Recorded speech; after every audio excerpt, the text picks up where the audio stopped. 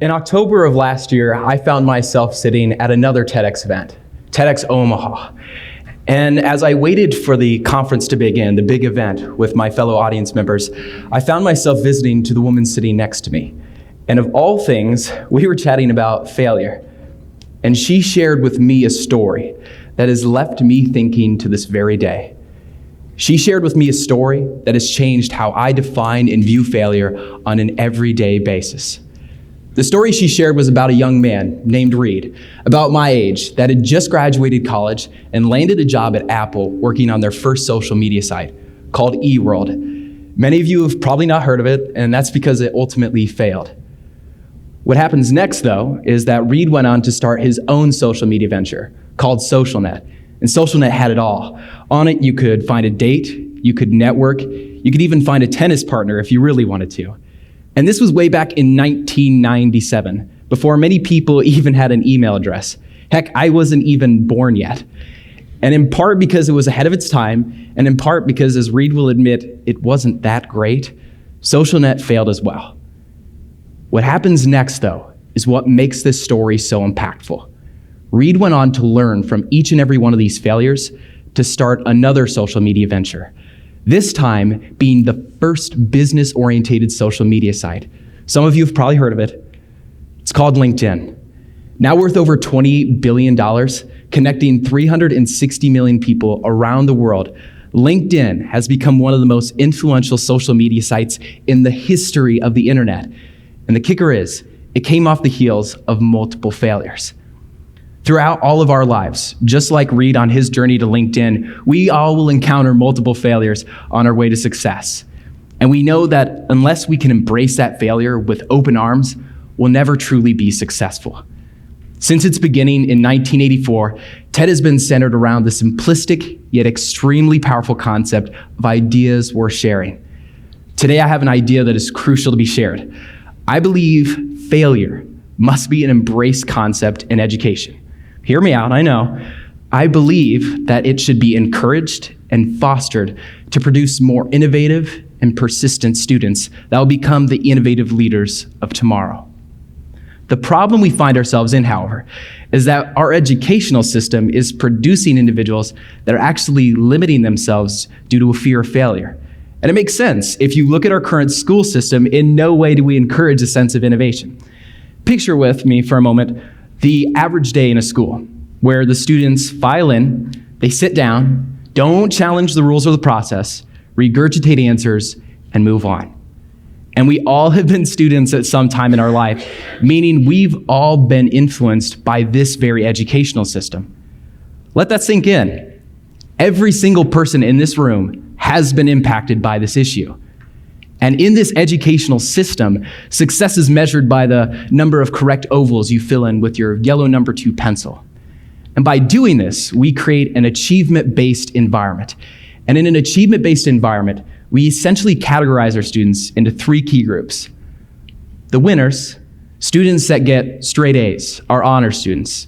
The losers, students that might just have a different learning style or take a little bit longer to grasp concepts.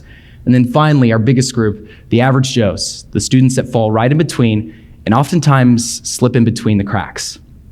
The problem with this system that is created by an achievement-based environment is that there's a large portion of students that we're simply missing out on, that we're not catering to. And under this system, the winners don't go on to become the innovative leaders of tomorrow.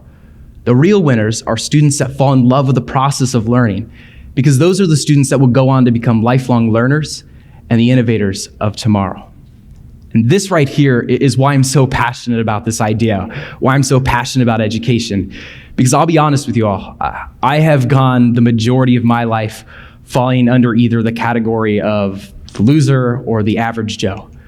But because I had educators that helped me learn from failure, today I stand in front of you giving a TED Talk. But it's important for us to understand the distinction between the winners of our educational system. Because right now, the top 2 skills that employers are looking for are the ability to critically think and the ability to innovate. And unfortunately, these are 2 areas that our educational system completely misses the mark on by focusing on compliance rather than innovation. And this has created the crisis that we currently find ourselves in, where student engagement is at an all-time low. Our students are no longer bringing their best to the classroom because they're afraid to make a mistake. Simply put, our students no longer think outside of the box because thinking inside of it is all they have to do to get an A. And the cause of all these problems can be traced down to a common theme.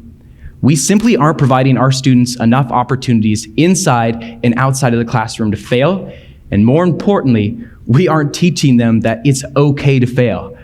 We have known for years the connection between failure and growth, yet we continue to avoid the discomfort that comes with it, and we don't introduce that to our students.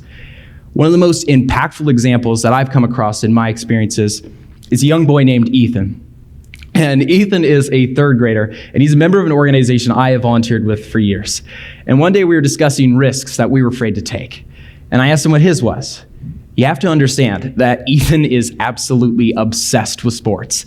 So I wasn't surprised when he connected it to one of his favorites, kickball. And he shared that during recess and sometimes after school, he and his friends will play kickball, and Ethan will play in the outfield, although he'd love to play in the infield, just like some of his favorite baseball players. Curious, I asked him, well, what's stopping you from playing in the infield? And what he told me next simply broke my heart. He said, I'm afraid to mess up in front of my friends. Wow. How impactful is that?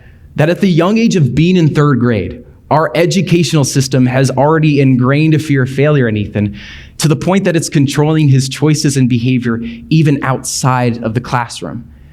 And that's significant because Ethan in no way is alone. There are tens of thousands of students across the US just like him that are limiting their success due to a fear of failure.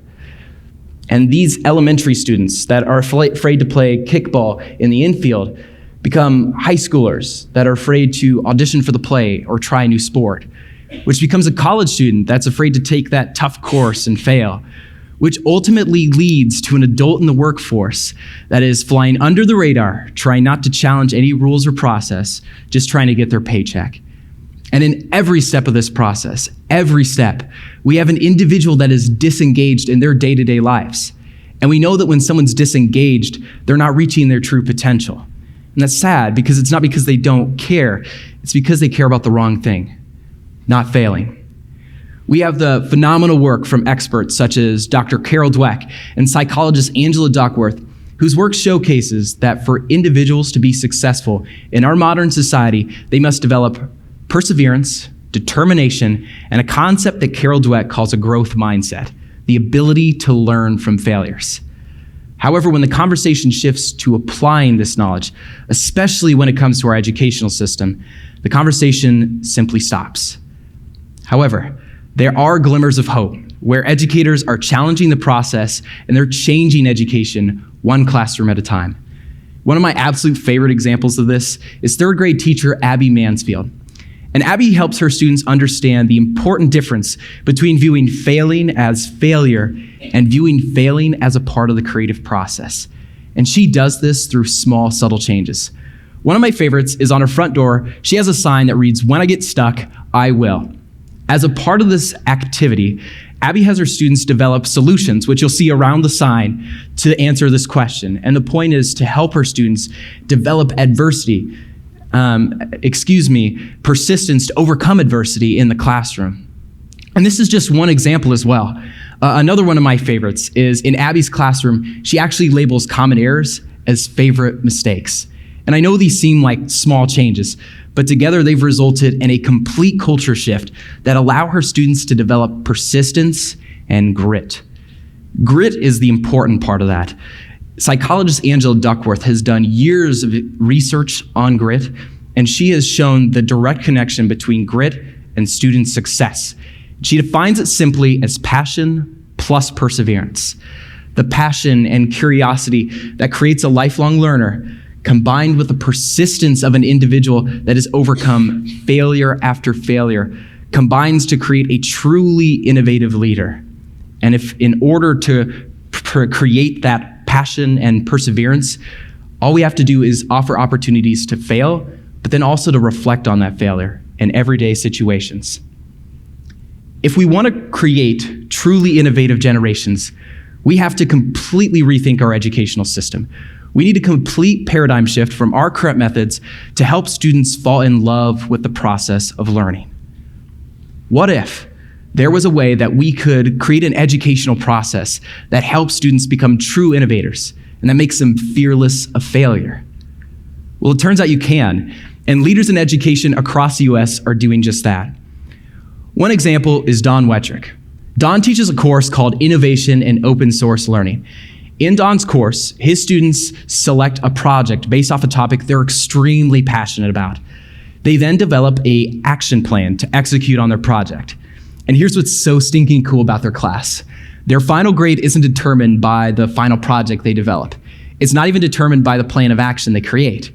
Instead, their grade is based off reflection papers they write when they encounter adversity or failure throughout the process. And this places the emphasis on the learning process itself, but it also challenges the achievement-based environment that our educational system currently rewards. However, there are some problems with this solution. Throughout the US, we're offering courses like Don's, but we're limiting them to our honor students or our gifted students. And we know that it's not just our top performers that have the ability to be true innovators. Everyone, regardless of their occupation or regardless of their academic ability, has the capability to be a true innovator. The other problem with this is we are offering courses like Don's far too late in education. By offering courses late in high school, that fear of failure has already been ingrained in our students, unfortunately. And we must have more educators like Abby that introduce our students to failure in third grade or even earlier. While we know that we need to rethink our educational process, we know that we can't do it overnight. And fortunately, it doesn't have to be drastic changes like Don's innovative class. There are thousands of small changes we can be incorporating as early as tomorrow. And we don't just need the F word, failure, in schools. We need it everywhere. This concept isn't just for educators, because everyone, regardless of their occupation, can benefit by making failure an embraced concept in their lives. So let's not be afraid to fail together. Let's incorporate small changes, such as how we think about failure and talk about failure and mistakes in everyday situations. Let's incorporate visual reminders, such as Abby's sign, that help us develop persistence and grit. And these small changes, they're important, because think back on your most impactful life experience. Chances are it came from a time when you failed. But that failure didn't necessarily make you a failure. It simply gave you the experience to continue. And this is summed up by one of my favorite quotes on failure from Henry Ford that reads, "Failure is simply the opportunity to begin again, this time more intelligently." You see, Reed with LinkedIn had the opportunity to begin again more intelligently. He had failed multiple times on multiple social media startups, but because he learned from each and every one of them, today we have LinkedIn. Our current cultural norms in our educational system make students and individuals fear failure. My call to action is simple yet powerful. If we want to create truly innovative generations, we must help people fail, learn from it, and in return, grow from it. And we can accomplish this by encouraging failure and reflection into everyday practices. I imagine a day when students can go to school being driven not by a love of a fear of failure, but instead by a love of learning. If we can accomplish that, we can create an environment in which students view failure as a part of the creative process. Because when we make failure an embraced concept in education, we produce fearless students. And these fearless students go on to become the future educators, business leaders, scientists, and so forth that will change the world as we know it. It's a simple idea, I'll admit that, but it's one that will create ripples of positive impacts that will influence generation after generation. And for that, it's an idea worth sharing. Thank you.